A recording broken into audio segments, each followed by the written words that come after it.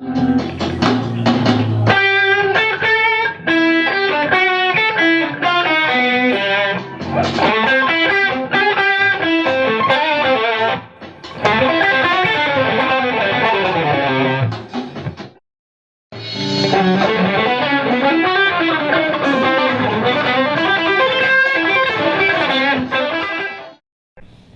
guys, it's Carl from GuitarBreakdown.com, and today I wanted to share with you a couple of licks that I transcribed from a 1997 guitar clinic at the Atlanta Institute of Music.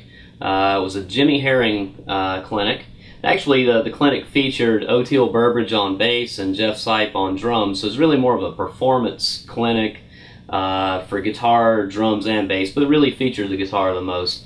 Anyway, those guys formed the core pretty much of the Aquarium Rescue Unit. It was one of the greatest jam bands imaginable.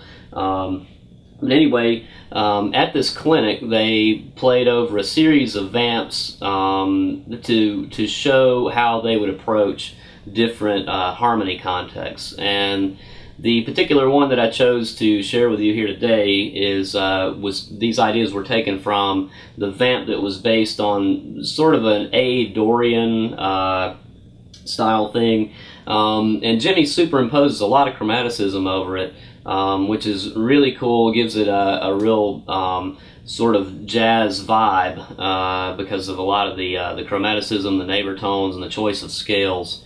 So anyway, let's dive into that and see what happened. All right, let's check out the first phrase.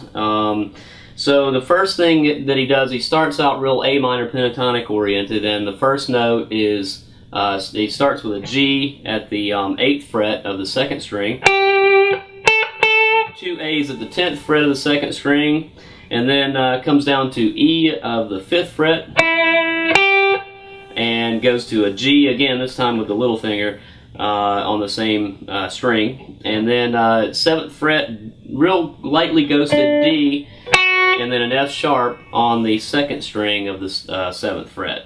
So that phrase again.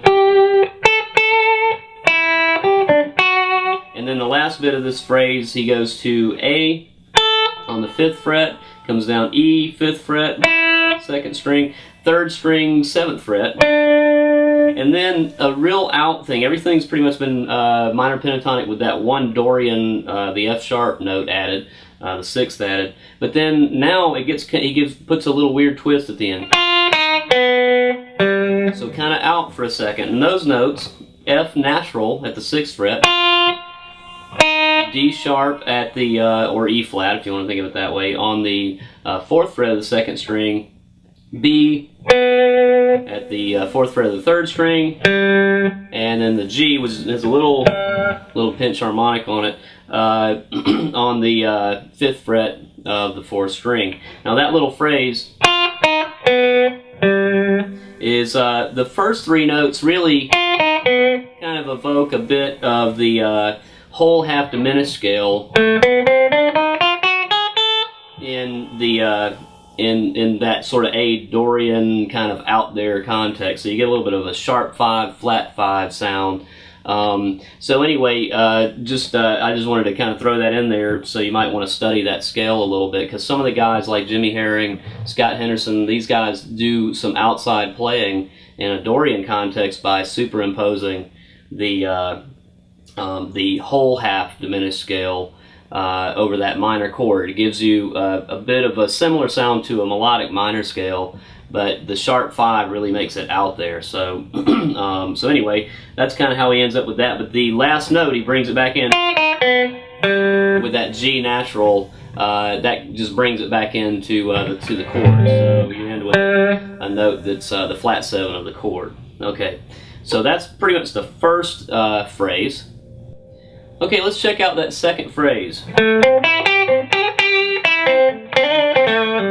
Okay, so that phrase, he's really outlining the A minor 7 at first. So you have A at the 7th fret of the 4th string, the C at the 5th fret of the 3rd string, the E at the 5th fret of the 2nd string, and then the G at the 8th fret of the 2nd string.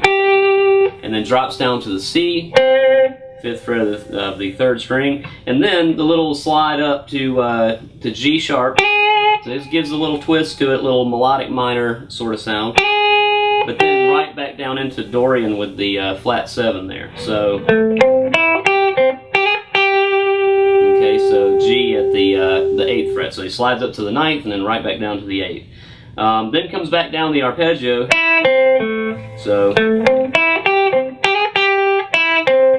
So back down the E at the 2nd fret, or the 2nd string 5th fret, the C at the 3rd string 5th fret, and then the A at the 4th string 7th fret. So, and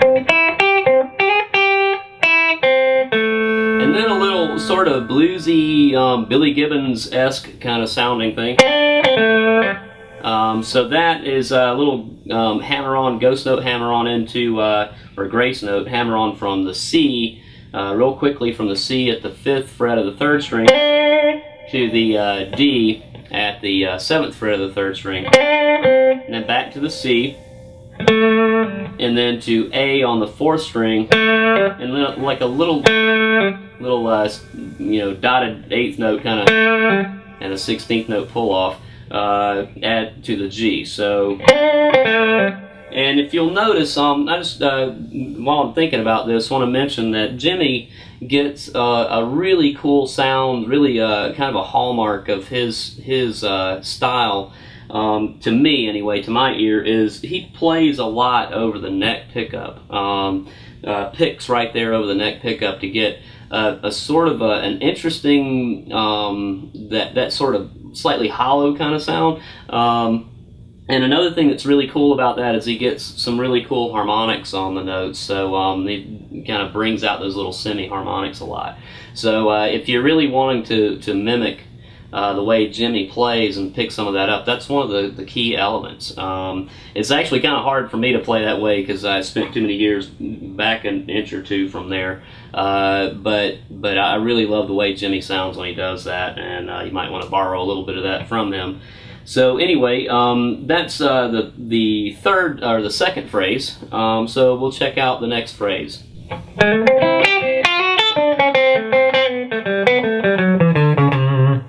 Okay, so that third phrase starts with a 16th note triplet on just half of the second half of the beat. So on the upbeat, starting with G sharp, and so these are the notes of the triplet: G sharp at the 6th fret of the 4th string, A at the 7th fret of the 4th string. That's a pick downstroke hammer on, and then an upstroke on the C at the 3rd string 5th fret, and then downbeat downstroke on the E of the 5th fret 2nd string. So, and then a G at the 8th fret of the 2nd string. So recapping the arpeggio from before in the other phrase. Okay, and then a similar thing that he did before, sort of variations on a theme. He drops down to the C at the 5th fret of the 3rd string after he plays that G.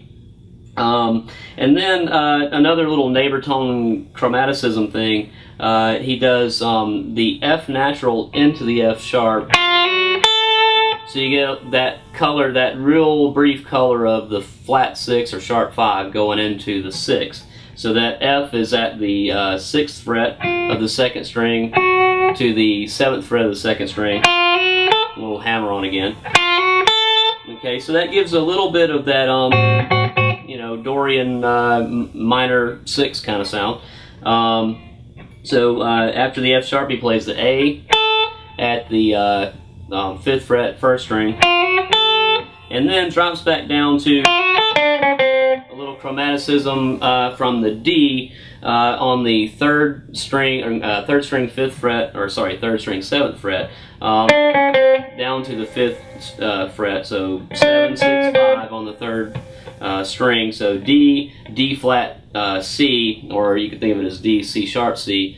And that little phrase, that little idea comes from the bebop Dorian scale. So we're using, in that scale, we use the major 3rd as a passing tone between, as you descend from 4 to the flat third. So you put that note in there, and you'll notice if you were to really scrutinize the rhythm of this, he's got the chord tone of C on the accented or the stronger part of the beat, and the C sharp that precedes it is on the weaker part. That's part of the kind of the science, I guess, of the bebop scales, is that you put that chromaticism that's out.